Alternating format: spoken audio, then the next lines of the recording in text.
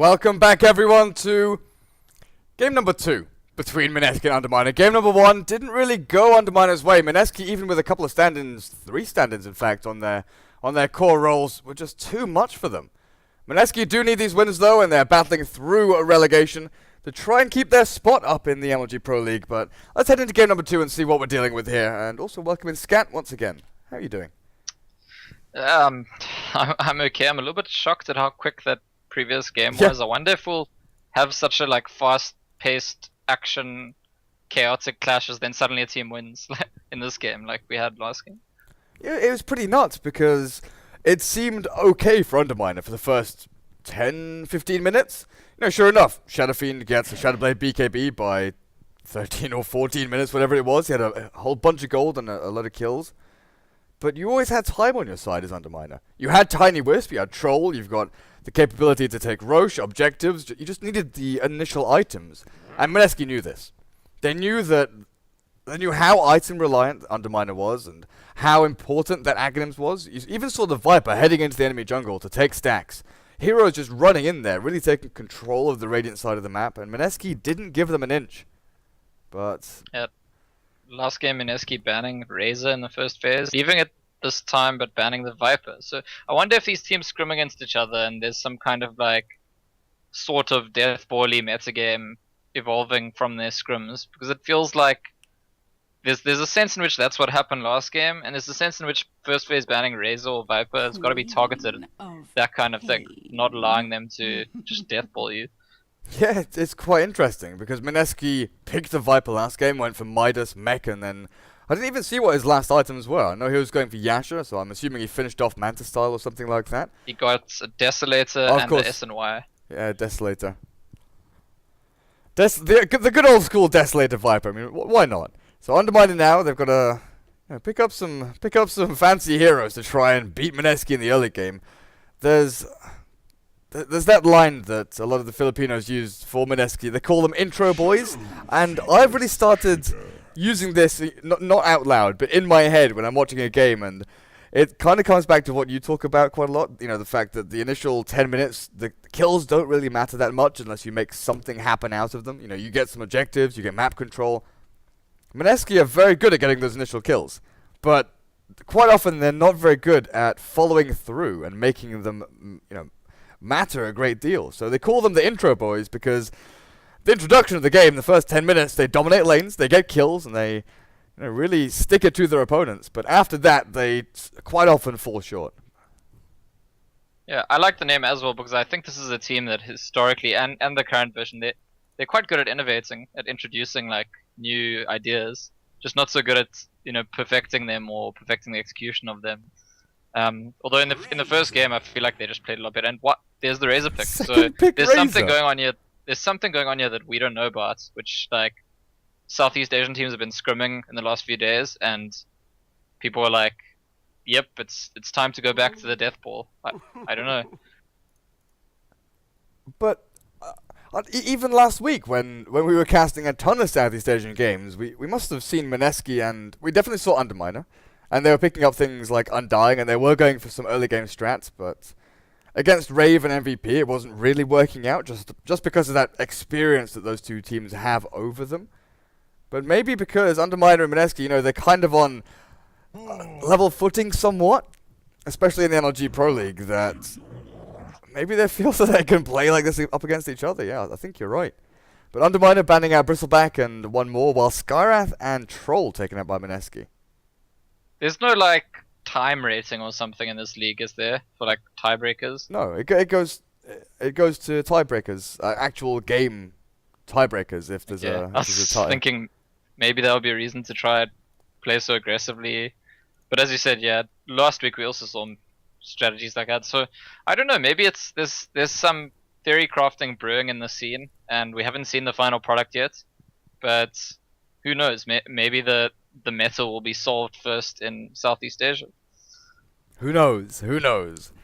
So we're looking at Shadowfiend mid here most likely, with Earthshaker in that holding role. Queen of Pain and Razor though from Mineski. We've seen a lot of offlane Queen of Pain. Razor can go both mid and safe lane. We've got two heroes here that could potentially go into any role and any position. Safe lane co-op has even happened. just to try and get that Orchid as quickly as possible. And Queen of Pain now doesn't do that well against SF. Razor, I've not actually seen that matchup, Razor against SF, because Razor has completely fallen out of favor recently, while Shadow Fiend has seen a massive surge in his playtime. Razor, I guess, does decently against Shadow Fiend because he's got Plasma Field to nuke the SF from range, but also control the balance of the lane. So you can Plasma Field his lane as he raises yours, then Static Link to drain his damage and try and harass him back. But it seems to me like the kind of lane where if once SF gets souls and gets some levels, the Razor's really screwed.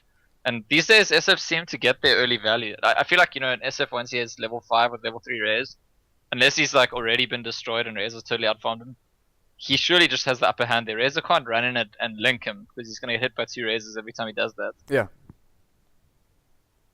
Well, there's a Witch Doctor for Underminer, so ES and Witch Doctor, they've got one zoning support in the Witch Doctor, and then Earthshaker obviously can play both defensively and aggressively on lanes. Mineski now. Where are you going with this draft? Come on. Show us the magic. Okay. Okay. Nothing too spectacular, just a plain old Vengeful Spirit. Yeah. They showed us the magic missile. Ha! Haha, what a great joke. Okay, moving on from that terrible pun. Team Underminer have to pick something now. They've got both their supports, and they have a Shadow Fiend, so I suppose they might want a core which can frontline. It's difficult though, because the Scarth ban is obviously a targeted ban, because seeing as you picked up Queen of Pain, you don't want that silence there to zone her out of lane. So I'm wondering if it is going to be Quap off lane just because of that Scarth ban. But you need something to lock down the Quap. Earthshaker and Witch Doctor don't really do that. You stun and then what? Queen of Pain just blinks away. Maybe you bring her down to 100 or 150 HP. But I don't feel like, unless you land triple raises on that stunned Queen of Pain, she's actually going to die yet. So I don't know, you need a Hex, you need a Silence, but there are no core heroes that really give you that. Well, Queen of Pain always a lot easier to kill if she blinks in than if she's saving the blink to blink out. Well, and it's the sniper. Surprisingly, was that banned last game? I don't know. Was it just totally ignored? I feel like it might have just been totally ignored in last game. We're too confused about, the Viper pickup and all these unusual picks here. Now, Mineski, Queen of Pain, Razor, Vengeful Spirit. I'm just wondering where the Chen is. Where are these greedy supports that we're so often seeing that these two teams are just completely ignoring? Like, where's the Chen? Where's the Sand King? Where's... sure enough, Enigma's banned out, and people are scared of that. But... the series is kind of designing its own metagame. I know Sniper definitely wasn't banned in the first phase last game, and it wasn't picked at all, so maybe it was banned in the second or third phase, but it's really late pickup for a hero that by many is considered to just be the strongest hero at the moment, especially that Shrapnel being the widely considered to be the next spell that's going to get a change. Spirit Breaker. Okay, so it's probably not going to be Queen of Pain offlane then. Spirit Breaker is the one that's picked up. Scarth Mage is obviously a hero that does decently against him, because you just rip through the HP with the Arcane Bolt rather than right clicks, which the Space Cow can sustain through. These teams have kind of changed roles. What the hell? Because the previous game, Mineski had the Shadow Fiend and the Earthshaker. In the previous game, Underminer had the Spirit Breaker and the Vengeful Spirit. What is that Centaur ban? Are they expecting Spirit Breaker to be in the 4 role as a support? And Mineski is still looking for an offlaner? I just don't see that's how it's going. Well, Spirit Breaker does get played as a support, especially in Europe. I'm not sure about in Southeast Asia, but maybe they're just especially worried about the Centaur ultimate, or just... actually, yeah, I don't know. I mean, even if you think the Spirit Breaker is a support, like, why ban the Centaur of all things? I suppose they've banned the Clock and the Bat and the Storm, yeah. So they're just banning things that can jump onto Sniper, like blindly, just like protect our Sniper. I think that's their plan. Yeah, I guess so. All eggs in the Sniper basket. Right. Shadow Fiend mid, Sniper safe lane. But this has put Underminer into a position where there are very few offlane heroes remaining, so Brewmaster's pick up for them. They needed some kind of, you said the frontliner. They needed some hero that can actually walk into fights, or blink in Brewmaster's case, cause a little bit of chaos while Sniper is throwing shrapnels around, allow Shadow Fiend the time to spam some razors. But Mineski have some pretty tanky heroes. They've got the defensiveness from Swap. Vengeful Spirit will be there ready. Charge can be a defensive skill. If you charge into the back lines of Underminer and focus down the Sniper, there's going to be 3 or 4 heroes in front of him that you charge through. And already they have a couple of heroes that can close the gap on that little guy. Spirit Breaker and Queen of Pain both will be hunting him down and looking for that opening to bring down the Sniper as quickly as they can. I have this feeling that there's a chance that Mineski could just dominate both the solo lanes. If they run a safe lane Queen of Pain versus offlane Brewmaster, that's meant to be pretty good for the Queen of Pain. And Razor, as we said, it can dominate the Shadow Fiend right at the start if it gets off that really good start and gets the creeps in the first few waves. So we could see very one-sided lane stage. I'm not sure. I mean, part of it's going to depend on if this is a support or offlaner being picked up now. Yeah. Because if it's a support and Disruptor. yeah, Brewmaster, yeah. So offlane and Spirit Breaker now. What's Brewmaster gonna get in this offlane? If that is just an offlane Brewmaster and not some kind of aggressive dual lane or tri lane, or I struggle to see how this Brewmaster is gonna get value in lane. Well, even if it's a dual lane with Witch Doctor and Brew, they're going to be against, what, Razor, Venge, and Disruptor? I'm assuming Razor's going to be safe lane. I don't see why they throw mid when they've got that Queen of Pain. But either one, if it's Razor or Queen of Pain up against the Brewmaster, I agree with you. What is he actually going to accomplish down there? Also the fact that he's not a hero that can head into the jungle and farm up there. He can't flash farm, he can't get to that Blink Dagger any other way than getting early last hits on lane, or possibly some lucky kills. And now we have another role swap, this time on Underminer. Yes. Because JNY played Wisp last game. This is another And team that does this constantly. And it always confuses me, because Cloud switches between like safe lane and mid, CK switches between support and off lane. They're always jumping around, and you're never quite sure what player is going to play which hero. Oh, hang on. CK was playing Tiny last game, and now he's Witch Doctor. And No, JNY was on. CK was playing Spirit Breaker. He was No, sorry, yeah. and Visson was playing the Tiny. Visson Cloud was- was on the yeah. Troll. Okay, that's a slightly more reasonable change. If it was from one position to support, I'd find that a bit more strange. Although, hey, Fear does that at EG every now and then, True. so who am I to ask? But I'm pretty sure they've done that before. They've had JNY switch to off lane or support. They've had Boys going on off lane as well. So they've got all these players that can just go wherever, depending on the hero. And Nahan says this quite a lot. It's definitely a tool in your arsenal that a lot of teams need. Because you're drafting often to a certain playstyle, rather than to fit your individual players. So if you've got someone who plays, or if you've got two people that play individual heroes really well, but you need a certain playstyle from them, or you want some aggressive player in the off lane, you put your more aggressive player up there.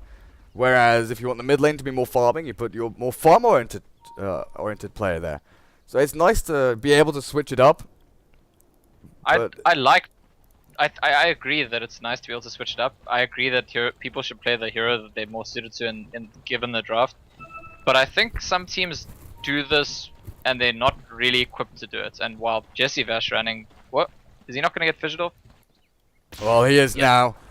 He places the observer down, but triple shrapnel, Jesse Vash. Man, oh man. That was not entirely efficient. I feel like he should be able to die with 1, maybe 2 shrapnels if everyone's ready. But yeah, just going back to what we were talking about, I do think that there's teams who have figured out that this is what the top teams do. They switch around roles every now and then depending on which heroes they pick. And I think there's other teams that copy that when they're not actually fully equipped to do it. I mean, it's not every team that has like multiple versatile players that can just be in every lane and in every role. So it can be a weakness as well, I think, forcing that kind of role change on yourself when one or more players aren't actually properly comfortable with it. Yeah, like you look at EG and they've got Sumail and Fear, who can switch up between mid and one role, then Secret with Zyar, TZ. It's not really a big jump to put one mid and then put one off lane, put one in the jungle. So they can all play pretty much every... It also comes from the fact, obviously, they've been playing for a long time on different teams, and then joining these bigger brands, they've, you know, sort of been forced to move off their regular role, though they were playing it for a long time before that, and now they're being, you know, put into a role that they haven't really played, or... So, we've been talking so much during the start of the game. It's actually an off-lane Razor. Is that just because they figured that there will be a safe lane Shadow Fiend? Or... Oh, this is some super mind games. Some super mind games. I don't know. Because the way I was looking at this, I'm thinking... So it's Ravens, safe lane, Spirit Breaker, farming. The way I looked at it, I thought, okay, they need a ranged hero up against the Brewmaster just to harass him out. But with Venge and Disruptor, they've got more than enough actual harass damage there. Razor does very well 1v1 against Shadow Fiend on the safe lane. Mid, I was a little more unsure about it because, you know, you've got the 2 ramps and you don't have the same opportunity to run a long distance with static link going, whereas this off lane, it's a long lane. Yeah, this Razor, I think he would struggle if it was a tri lane. But fully aware that the Earthshaker wants to roam, Witch Doctor can't zone him alone. Witch Doctor's just gonna get destroyed, and Shadow Fiend won't be able to help. So if the Witch Doctor's just gonna pull, then the Shadow Fiend's gonna lose the lane 1v1. So all because they know that the Earthshaker wants to be mobile, they can just run this offlane Razor and get great value out of it at this point anyway. You can tell the boys doesn't really know where to go. He wants to stick mid to try and defend Vissam because as soon as he leaves, the Queen of Pain just jumps straight up and throws Shadow Strike down. Jesse Vash. But if he goes to top, mid's in trouble. If he goes to mid, top's in. Yep. Like really not getting a great trade against a solo offlane Razor. Oh, Nicole. Is he actually going to dive this? No, he turns back around onto Cloud. He's still got level 2 Razors ready to go. Medium raise and then hit. Well, they got the Fissure as well, so another kill there for Underminer. But Razor playing a little bit too aggressively there, just on a support Witch Doctor. But mid lane, Sniper drops. Jesse Vash with that smoke does manage to make a movement. That's exactly what we spoke about. Earthshaker spotted top and perfect time for Queen of Pain and Venge just go for a kill on mid. Oh, JNY is hasted up down at the spot, rune spot. QQ gonna have to glimpse him back over. JNY, are you gonna continue chasing here? He's got another clap and the Disruptor might die. Needs some lucky crits, maybe a few more hits. Raven jumps in with a charge and then another bash on top, then blocks the path. So well played by him, just stopping the advance of the Brewmaster from chasing down that Disruptor any further. This Razor? No. He had Maledict on him. Ticked pretty low, but didn't go down. Still level 1 Maledict. If it was level 2, I'm pretty sure he would have died.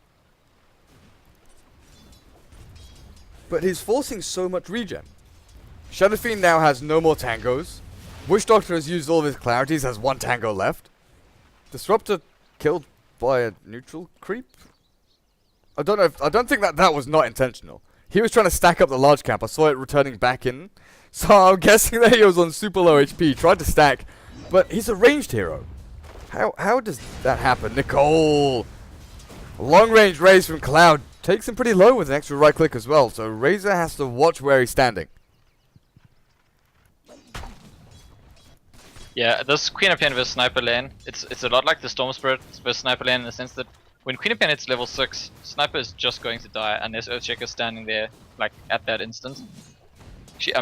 I think pretty much the second she gets 6, if she can see the Sniper, she probably just goes on him. Yeah, even if the Sniper turns around and gets a couple of lucky headshots, there's not really too much you can do. This is the most annoying thing though. Now as a Queen of Pain against heroes like Sniper and Shadow Fiend, you go on top of the ramp, they turn around and hit you. No. Boys has managed to block himself and Sniper away from this rune, but I don't think Vissam really wants to go any closer. A blink scream. I think he tried to go attack the rune and realized the Fissure was blocking his path. Yeah. Now QQ is headed up top on this Disruptor, so leaving Raven 1v1 against JNY. Sure enough, Jesse Vash is TPing top. Was standing around, what the hell? QQ walked straight past the Witch Doctor as Jesse Vash comes in with a magic missile to Cloud. That's going to be the first kill. CK trying to get as much damage down onto that maledicted Razor. He's going to drop. No. Still surviving through it. And at the same time, Queen of Pain takes down Sniper mid, even though Earthshaker was there. Earthshaker fissured her, and I mean, that's the kind of advantage Queen of Pain has in this lane at this point. Even without using Sonic Wave? Yep. Well, that's the sniper was on half HP, so if he's full HP, it'll take the sonic wave. Oh man. Shadow Fiend tries to TP top. QQ walks straight up to here and fakes out the glimpse. So Shadow Fiend just cancels the TP, realizing he's going to waste even more time by TPing, getting glimpse back, and then having to walk all the way there. So he just figures, well, I'll walk into the jungle, I'll take one of these stacks that's been made up by me by the Earthshaker. Boy's doing a pretty good job down there. JNY taking some pretty heavy sustained harassment here from Raven. I'm just wondering when Sniper's gonna die next. Earthshaker's ferried himself some clarity so he can try cover, but last time he got the fissure off and it wasn't enough actually to stop the kill. But then JNY dropping low, no glimpse, no disruptor. The two supports are missing from this bot lane as Raven and Nicole both battling it out. But the Razor moving down here. Do they start giving farm priority to the Razor? Does Spirit Breaker, now he's got treads and the majority of the way to earn, he moves up to top just to battle it out up there? Or is yeah, it and he's time for him about to to have look level for kills? 6. Yeah, he's gonna gang. I think he just got level 6. It's time to gang. That's their plan. And Sniper's just got a big red target on his head right now, I think. I think he's about to get charged and... Mineski are pinging out their own Spirit Breaker saying, look, we can see the Sniper. It's time to go. Do they have vision on him anymore?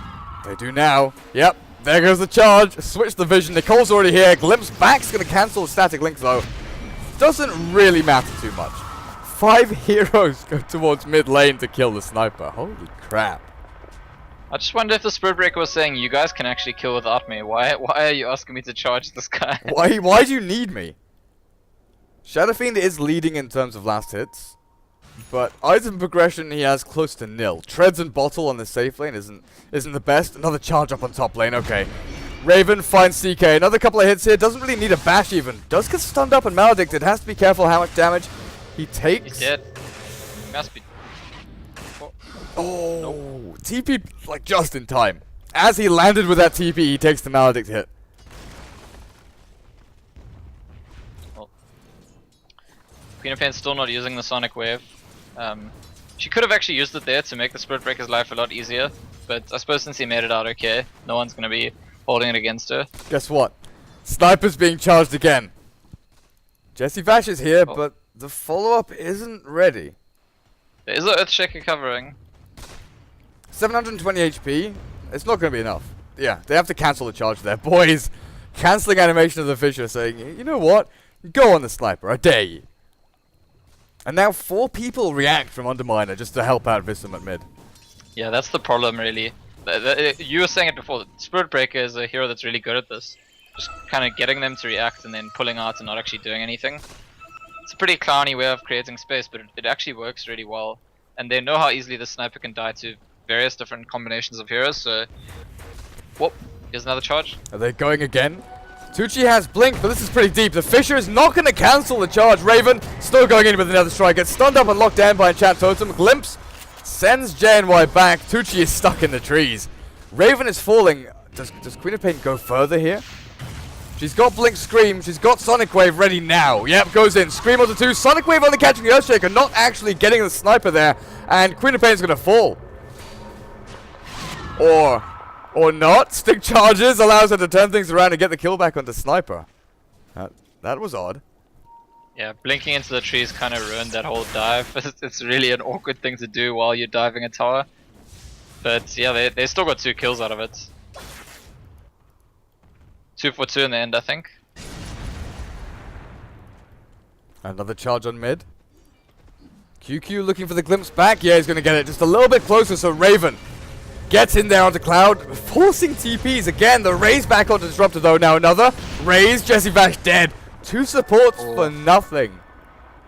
They're not going to mind having TP'd. They got 2 kills. Charge. Queen of Pain. Okay, they're going to look for this now. Cloud tries to throw the short range raise. Tucci with a scream. Just enough to finish off Cloud, but he channels the Requiem. The double Requiem down, taking the Spirit Breaker out with him. Nicole, what is this from Mineski? I feel like before the series started, these teams made an agreement that they would just be bloodthirsty and aggressive, and both teams... The same thing happened in game 1.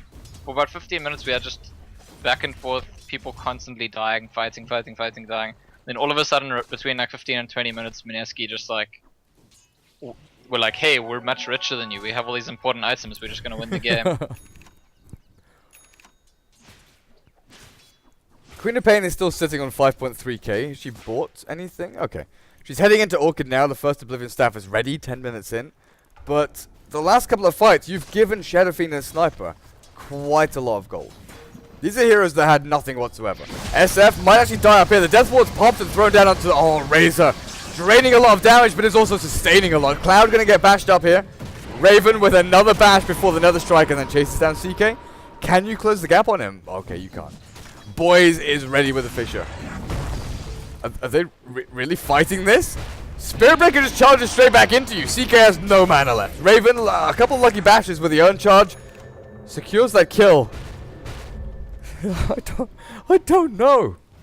There's another charge coming up soon. We do have a magic missile already, so if Earthshaker were to show his face, he'd also die. This is the difference this game, even though Shadow Fiend has a lot of gold, is that he's the furthest thing from snowballing or even being able to snowball. There's no stacks waiting for him, and he's bought an Ogre Club, so he's starting his build defensively, going straight for that BKB, just because of the amount of pressure being put on them.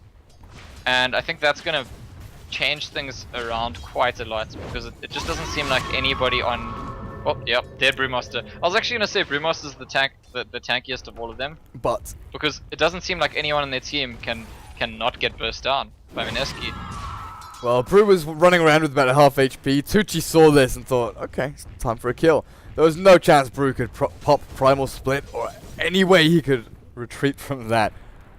So Tucci well on the way to Orchid now. How far away are you? About 650 or so? Away from that last quarterstaff plus recipe. Oh, Sniper. Sniper. Running into the river up against the Spirit Breaker isn't the best move you can make. Queen of Pain's even closing the gap here. Ready with a blink. They've got the charge, and there's the blink.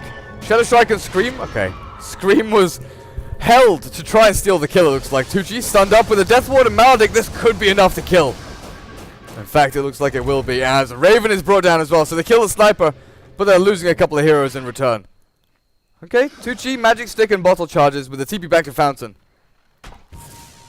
Yeah, the ES had to choose there who he was going to fissure up, because that person would die and the other one wouldn't, and he decided to fissure the Spirit Breaker, give his Shadow Fiend a kill.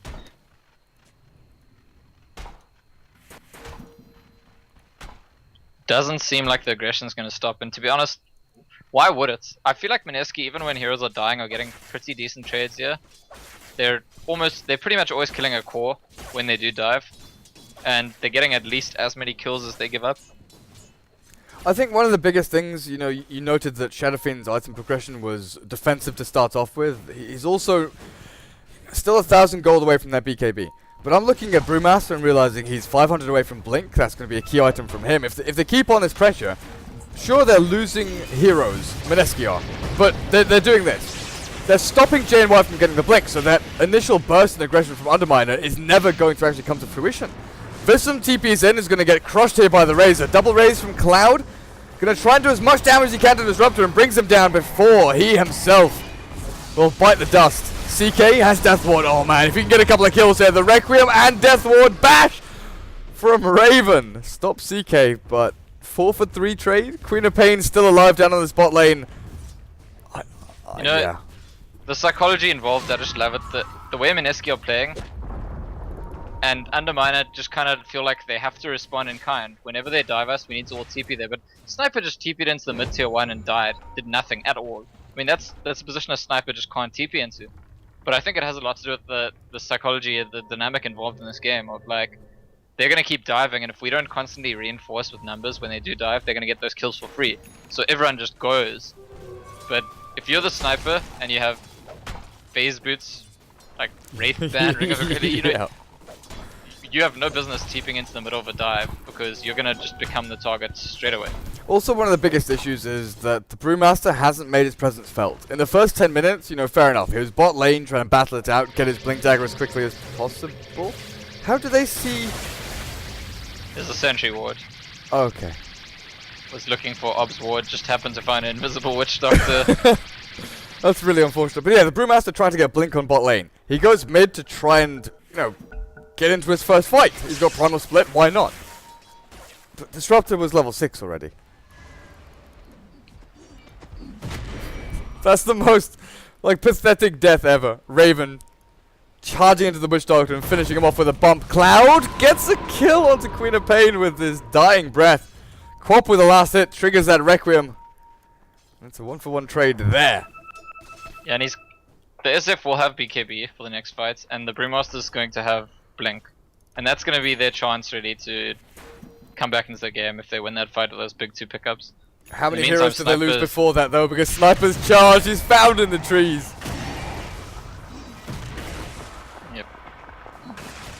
It's hard to imagine a way in which Sniper becomes relevant again in this game, unless his Shadow Fiend and Brewmaster just take a big fight for him now and make him some space. Because if they're going to keep having these fights, the Sniper actually, at this point, is less useful than the supports, I want to say. Like, he's just like an ATM for them to withdraw some gold from. Yeah, at least the Earthshaker has Fisher. Witch Doctor has done a lot this game. Maxing Maledict has been great for him. He's found some pretty damn good kills with his level 2 Death Ward, which is up now. But Sniper, is he just a walking assassinate? He just has to stay as far back as he can. Cloud pops the BKB, and now JNY gets to show off his shiny new Blink Dagger as he gets in there, claps Nicole, pops the Primal Split. Now they're chasing down Razor. Requiem onto the Spirit Breaker. That was perfectly timed. Doesn't insta-kill him, but they're still going to find, what, 2 or 3 kills here for nothing. Yeah, precisely the fight that Underminer needed to happen, but I wonder, did nobody on Mineski look at Shadow Fiend's items? If they saw he had the BKB, that plan just made no sense. Well, I think the BKB would be fine because they can swap him. They've got right-click attacks. They've got minus armor from the Wave of Terror. So they see the BKB and think, well, he's still squishy. He's not going to survive through our actual physical attacks. Razor can still right-click him. Spirit Breaker can still get in there. It was the Blink from Brewmaster, which they thought, oh, we've shut him down so much. Surely he can't have Blink by now. Surely he's not going to jump in and do anything. I have a feeling they were surprised by both, just by the way they charged the SF, and the second he BKB'd, they turned around to run, and that's when the Brewmaster caught them. So I think they're just in kind of YOLO mode, didn't consider either item, and both came back to bite them. And I wonder if Mineski slowed down the pace of the game now, or they're just going to try and become more strategic about their diving. Well, they still have objectives to take in the tier 2 towers on all 3 lanes. Roshan hasn't been touched yet. Razor farming up the jungle. He has a broadsword. He's buying a blade mail. He's definitely buying a blade mail. See, you you say that. Queen of Pain? Who was she trying to kill? Did she just go in and try and solo kill the Witch Doctor? Yeah, behind the tier 2. And didn't work out for her. No way. Surprise. Does that sentry actually not see that? Okay, well, bot lane, QQ gonna get harassed down, and then the Fisher does seal the deal. Are you 100% sure that's a blade mail? Charge in from Raven onto Vista. The Sniper getting caught out here with the Echo Slam back onto Nicole. They're gonna finish off the Sniper, but where's the Razor? Swapped back by Jesse Vash, in fact. Boys. Okay, swapped back, but then jumped and clapped by JNY on the Brewmaster. Charge again. Earthshaker gets stunned up. Primal Splits pop though. Raven stunned by the Boulder Toss, and CK makes his entrance. Stun, Maledict. No Death Ward though. If they had this Death Ward, it would be a pretty simple kill into Raven, so they're just going to have to try and right-click him down for as long as they possibly can. Maledict will finish him off. Earthshaker in a really funny position there where he had Urn killing him. So he's trying to run away, but he's also trying to stay in range of the Witch Doctor heal. Manages to stay alive, or Brewmaster's been glimpsed back. He's definitely going to go down. Silenced, held in place with the kinetic field and magic missile, and finally brought down. Shadow Fiend has been running rampant on this top lane though. They have completely ignored top as he pushes into tier 1, takes a couple of creep waves, then backs up into the jungle. So I was saying that the supports are doing more than... Just look at Witch Doctor's net worth, it's overtaken snipers. Pretty crazy.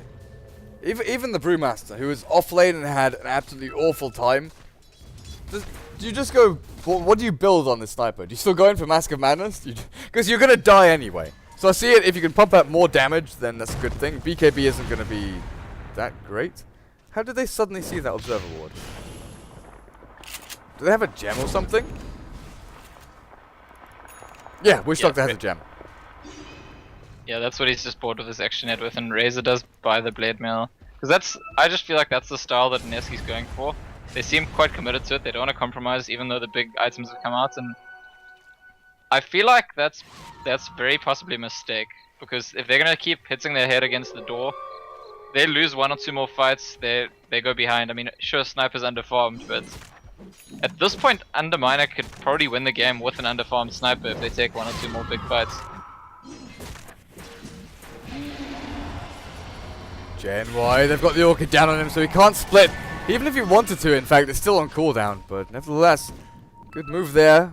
Razor gets picked off in the back by CK. He looks like a solo kill with the Maledict and Death Ward.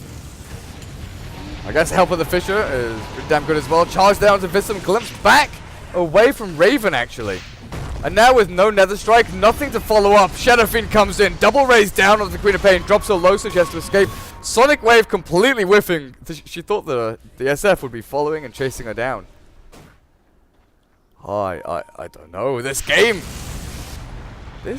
Yeah. I just feel like Mineski are absolutely throwing away what was a really, really big lead just because they don't want to compromise their playstyle. They were having so much fun. I really think it is that they were having so much fun being super hyper aggressive. And even though there's important items of the other team now which stop them doing it, they want to keep doing it. Are we going to see a blink on Sniper? He's got 2,100 gold. If he was going BKB, he would have bought the Ogre Club. Yeah, it's blink. Yeah. Which, I mean, I think it hardly helps them, to be honest, to stay alive. If what they want to do is 5-man dive snipe, I mean, there's a glimpse to bring him back if he blinks away. So as long as they have any kind of vision, they get the lightning off, or Cop can blink at him. But at this point, Sniper could just be used as bait. I mean, if they dive Sniper and he blinks away, just stalls a little bit, so what if he dies? Like, the rest of his team's gonna clean up. Yeah, I don't know. I'm still unsure what I'm actually watching here. Underminer smoking up behind the Shadow Fiend. Cloud is being used as bait initially, with Sniper standing as far back as he bloody well can. Mineski not faulting for it though. Well, Raven is farming the Spirit Breaker is farming a stack. He sends a dog troll up onto the cliff. That poor troll. He can still hit though. Hitting away. He's nearly got a BKB, so maybe they finally have just slowed down a bit and said, let's get some important items on our side too. Because Quap's also about to get BKB. They're gonna have 2 big BKBs. And possibly with the Razor's Blade Mail, maybe those 3 items, they'll feel like, okay, it's time to dive again. But I like that they're showing some level of restraint, because it really felt like for a little while there, they were just gonna keep going at it until they lost the game. What's Shadow Fiend making? Is that gonna be a Skadi with the ultimate orb? Manta style, I don't know, gets you out of the Orchid, but you've got a BKB for that. You don't really need it. It's probably a Skadi. I mean, that's really what's in season at the moment, isn't it? Tucci. No. Brewmaster gets his split off and goes straight in for Vengeful Spirit. Raven pops the BKB, but he's got no teammates to help him. Razor even walks into the middle of the fight, gets caught by a Death Ward and Echo Slam. Is that just game over?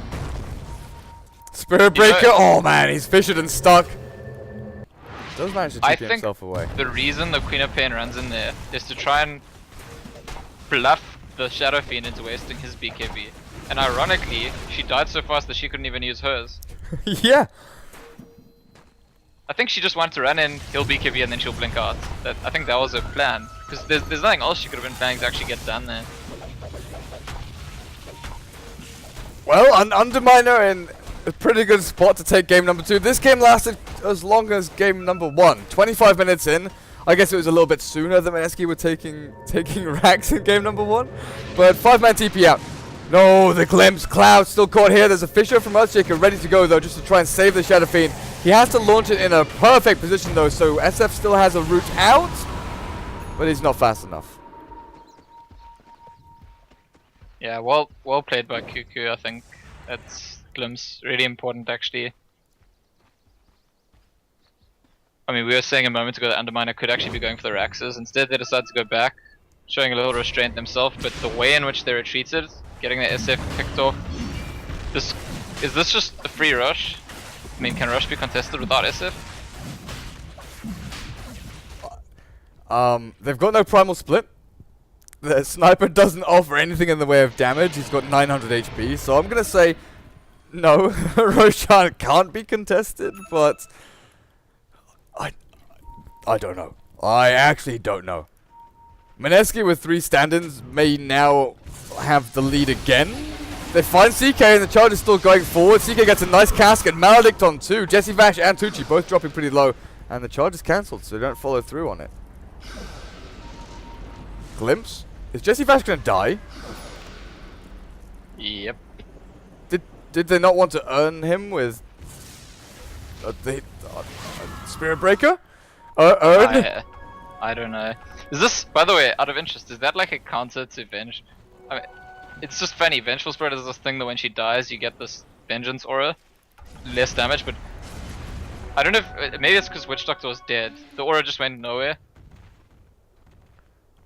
Is it one of those things that if you right click, or if you get a kill with right click rather than getting a kill with a spell, how does the Vengeance aura actually work? I think it's whoever does the lethal blow. If Vengeance Spirit is slain, her killer will be possessed with a negative Vengeance aura, reducing the damage of her killer and its nearby allies. Yeah, he's got it. He's got it. Now that he spawned, he's got it. So okay. It was on him for like 2 seconds, and then she respawned as well. So it's just because he was dead. Okay. Well, Mineski now with Aegis Immortal. Queen of Pain looks pretty happy to just jump in and find solo kills possibly. Sniper with a blink back though. Not gonna find that one. Ancient's being taken by Cloud and JNY. Brewmaster's building up into a BKB, and that's a full Skadi completed on the Shadow Fiend. And Earthshake has a blink now too.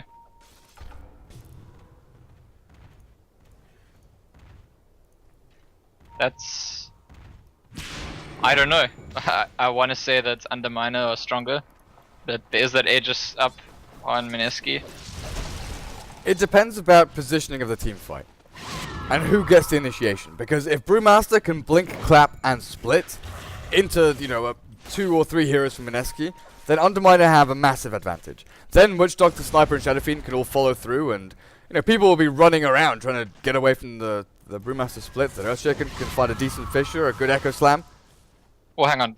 Sniper's follow through is like throwing shrapnels and ulting. I mean, he really, at 30 minutes, he's got no DPS at all with his hits. But I think what's fortunate for Underminer is that they've got 2 supports that can really make up for that. Yeah. The Death Ward and the Ears with his dagger. So, you know, if it wasn't for the supports, this game could come down to Mineski kill Shadow Fiend and then that's the fight over. But I think if they all in on the Shadow Fiend, there's actually plenty of stuff that could deal with them. The Paralyzing Casks, the Earthshaker, the Brewmaster, everything jumping on them. I think the Static Storm onto heroes like Brewmaster, ES, you know, the off-lane and the 2 supports, if they get a Static Storm onto 1 or 2 of them, then the fight could be lost just with that. So the Disruptor has a lot of work to do. He's got to place this Kinetic Field Static Storm very carefully. JNY being charged, and then, yeah, Raven cancels. I think a fight's gonna erupt pretty soon. Because there's an Aegis and because of the way Mineski played all game. Like right now? Yeah, I mean they've tried to show the restraints, but it's like, it's been enough time now, we need the taste of blood again. I'd be surprised if they go back here. Well, boys, blinks in, 2-man Echo Slam, here's JNY, but there we go! Static Storm at Kinetic Field, taking out the Brewmaster and Earthshaker. Quap dies the first time, Cloud with his BKB, life-stealing and healing through pretty much everything. Visum blinks forward to get the kill there onto the Razor, onto Spirit Breaker even. Cloud, oh man. Manages to kill the Quap before she can kill him. Jesse Vash dropping low to the Maledict. QQ sends back CK. Underminer winning a pretty big team fight here. And it all started with that Blink Echo, Blink Clap. Spirit Breaker bought back, he's charging in. This fight's not over. What can he clean up? Vengeful Spirit still throws out the Wave of Terror. 4 are dead. Spirit Breaker jumps on the CK. Nope, Nether Strike still on cooldown. The Maledict, the right clicks, Raven. Charges off cooldown in 4 seconds, but he's just brought back into death. Okay, Yeah, and the that's- sniper is now on a mega kill streak. Yeah, and he's also 4th in net worth. I mean, this really sums up the game Mineski's had. Like, they slowed down for very little bits to get their BKBs, but for the most part, just like boundless aggression. And it's what started winning them the game, and it's also what's pretty much going to lose them the game too. I'm quite comfortable saying that right now. And this is why I always talk about how the early game is not determinative in this meta game, in this patch. The team that dominates the early game and tries to snowball off it. I mean, Mineski got it right last game, but this game, yeah, just being like, okay, we're being aggressive, it's working, we're being aggressive, it's working, and just like, no matter what happens, just constantly keep being aggressive. And after they lost the first 1 or 2 fights, they kept at it and kept losing fights, and they're gonna lose the game for it, I think. Yeah, the biggest. Oh man. QQ force-staffs himself into Sniper, and CK is here. Doesn't have the paralyzing cast because he just used those on neutral creeps. But it looks like the Disruptor's dead. But Mineski's aggression, you know, it was keeping the Sniper and Brewmaster down. But they could focus on those 2 heroes on one side of the map. Shadow Fiend, you kind of mentioned that Underminer were TPing a lot of people in to defend these fights and try and, you know, keep the momentum down from Mineski. But SF was that one hero. He was top lane, he was in the jungle, he was continually farming and building up items. While Mineski were charging behind tier 2, tier 3 towers, killing Sniper and Brewmaster over and over again. It's that concept where, look, here's a Vengeful Spirit, here's a support. You've killed her 6 times in 10 minutes. If you continue killing her over and over again and focusing all of your time, effort, mana and cooldowns on this support kill, it doesn't matter as much as the one hero that you're ignoring for 5 or 6 minutes who is free farming and building up a massive bank. Oh, is there gonna be another glimpse? Nope. They've got no vision on the high ground just yet. Queen of Pain blinking forward and looking for something here. Cloud has BKB though. And then good Fisher again from Boys. Blinks in, Echo Slam with the 2, swaps him back and stuns him up. JNY gets the promo split off, but the 3 BKBs now. Nicole and Raven fighting up into Cloud. Death Ward with Aghanims, level 3. Bouncing between everybody on Mineski. Cloud doing no damage with his right click, so he says, screw this. It's Requiem time, boys. That might just be game over now for Mineski as they lose a couple of key heroes with no buybacks left. Cloud has limited damage, but that's going to wear off soon. Jesse Vash, Maledict, right clicks, Vissam with a blink and Yasha. You said that his follow through isn't really there yet, but with Assassinate, he's got more than enough to finish off that Venge. Yeah, and this time the Disrupted got the Static Storm slightly too late. Brewmaster already ultied, and that was a big difference maker in the previous fight that made it look so close. Really Underminer way ahead, and I actually, now that I look at it, I was just thinking about it during that previous fight, is it maybe not to do with the draft? Because I said that Mineski should have slowed down at some points and stopped diving, especially when the BKB and Blink went up, but what does their draft actually do if they do stop diving? It's pretty much just a diving draft. Spirit Breaker, Quap, Razor, just running people until you run out of breath, yeah? Even Naha's in chat, just what the hell? And that's pretty much what even game number 1 is, you know, it was one-sided. There was a lot of diving and fighting, but it was nothing like this. I'm surprised the graph doesn't show it as much. Yeah, I think a draft that's so divey is not very good in the current metagame, and it might be that what they did was correct. That with their draft they need to just keep diving because they don't have really a game plan for winning any other way. But then the issue is the draft, having this like super divey draft that can't evolve into a farmy or pushy or 5-man-y draft that has to just be dive because that we've seen that many times. That teams almost never win games that way. I mean, last game we said sure Shadowfiend did some snowballing, but that was economic snowballing as much as anything else. It wasn't like just constantly like entire team looking for kills. What supports did Mineski have last game? In the previous game, Mineski had Disruptor and Earthshaker. Disruptor? And Earthshaker, okay. Yeah. I'm just thinking, because quite often when we do see snowball lineups, or well, you know, lineups that like to fight early, there's at least one element that gives some kind of heal. You know, you see Witch Doctor or Dazzle or something along those lines, a mech even. But we're seeing no mech. The only healing item is the urn on the Spirit Breaker. Yeah, they had the Viper mech last game, but also more than that, they had Viper as a core and Bristleback as a core. Never mind, the Shadow Fiend snowballed into like high damage, and the Viper and the Bristleback could tank. And so if they got that lead, they could actually force high ground by pushing. They didn't have to like constantly die for kills. Whereas this lineup they have this game, it kind of needs to make kills. There's no way it ever breaches high ground. Even earlier on when they were pretty far ahead, there was a stage where they were, I think, 6,000 gold ahead. They couldn't push without making kills. They had to make kills, and that just gives far too much power to the reactive abilities on Underminer. The paralyzing casks, the fissure, the counter initiation with all the BKBs. Oh man, Raven spots him across the river. Cloud now gets focused down. BKB is popped, but look at where JNY is. He gets Static Storm. No, he can't get his ultimate off. Big Sonic Wave now from Tucci, but the Aghanim's Death Ward from the high ground finds one target and bounces a bit to some others. That was really odd.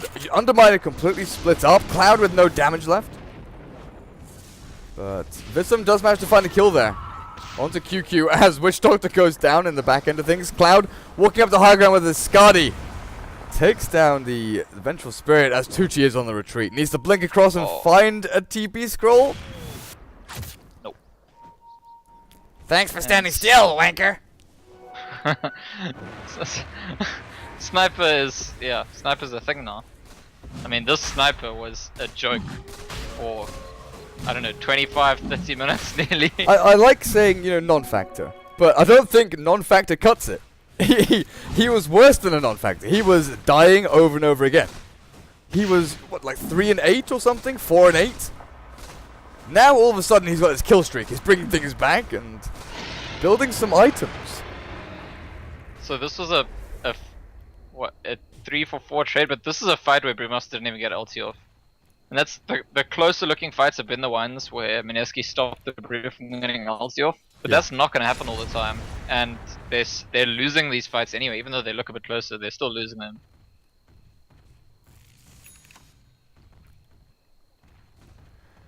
Sniper with a BKB. Brewmaster still about 400 gold away from his. Base defense time from Mineski. This Observer down in the bot lane does give quite a bit of information to Underminer about where they're moving and possibly where the Spirit Breaker is charging. JNY with a massive old creep wave. Why are you denying your creeps? Surely you want them to push into this tower. Yeah, but I have bad news for Mineski. I said their draft doesn't push very well, doesn't go high ground really well, it just needs to make kills well. It doesn't even defend high ground that well, in my opinion. Like, their draft is designed for one purpose and one purpose alone, and that's making kills and trying to snowball more and more kills. But the game is so far from being at a point where that's a thing. I think what it takes at this point for Mineski well, not even win, to just stay in the game, is for Underminer to keep splitting up and getting picked off. If they group up as 5, I just don't see what Mineski are going to do. Yeah, Roshan has already been taken by Underminer, I'm afraid, boys. But why do Mineski keep running in there? There's a Shadow Fiend with the Aegis in his inventory, and they're like smoked as 5 to Roshan. Did they not know? It's just all that bloodlust in their head right now. They can't think straight. Go and kill stuff! Yeah.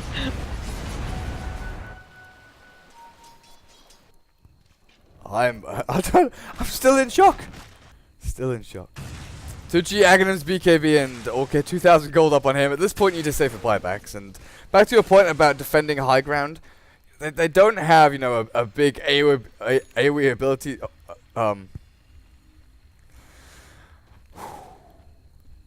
Ignore what I said 20 seconds ago about buyback on the Queen of Pain, because apparently, blink forward with your ability, Sonic Wave, and then blink back. But they've got a few elements that are decent at defending high ground. Kinetic Field, Static Storm. They've got Static Link from the Razor up against the Shadow Fiend. Queen of Pain with a Sonic Wave. But they don't have that big Ravage or Black Hole Reverse Polarity. There's no defining teamfight ability that could turn around a game and, straight up win a teamfight. Raven jumps in onto Vissam. The BKB's pop down. Static Storm not doing a damn thing against that Shadow Fiend who BKB's up. joinDOTA is glimpsed back to a safer position than he was in, but still gets finished off by the Queen of Pain. Healing up, Maledict is dropped onto the corpse head as Cloud still chases him down. In the middle of the base, though, Brewmaster sends Vengeful Spirit up into the air, stuns her up with a Boulder Toss, and boys, Fisher Locks her down into place. Triple kill now for Cloud as the glimpse back onto JNY again puts him into a safer position. Oh, decent Sonic Wave from Tucci, but Cloud is life-stealing like an absolute madman. Buyback? Quap? Are you gonna... Right, we're gonna look at this in interactive mode. Let's watch this in first-person perspective. Blinks in, screams, and then blinks back out. Yeah, they actually did pick off the sniper there. Even though he's finally got items, he could still go down quite fast, but Shadow Fiend with that Mask of Madness, with that Aegis, the BKB, just dishing out damage to every single hero, and this will be the game, and this is going to be a split series. And I think, unfortunately, that means Mineski are going to be dropping down into relegation. And that's pretty much decided now. Queen of Pain still going forward, but that's it now.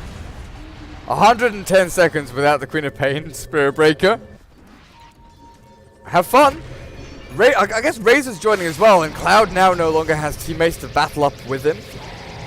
So with the Nether Strike, this might secure a kill onto Cloud. So are they... Even with no damage, he's life-stealing like a crazy man. Buys back, buys Daedalus. That's a really risky thing to do, though.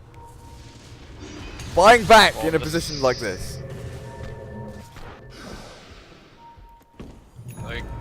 Okay, what is going on? I don't know.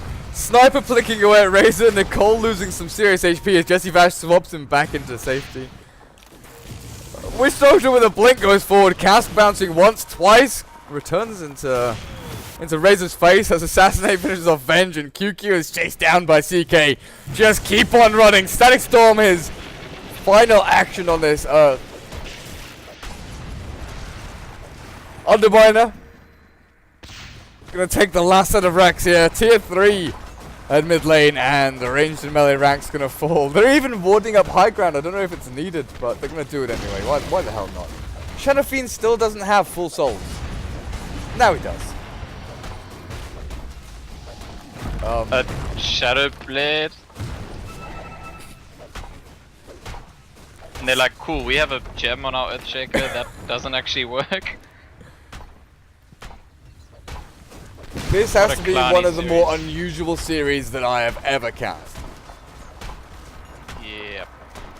So this puts Mineski at 7-11 because they got 1 win and 1 loss. Correct.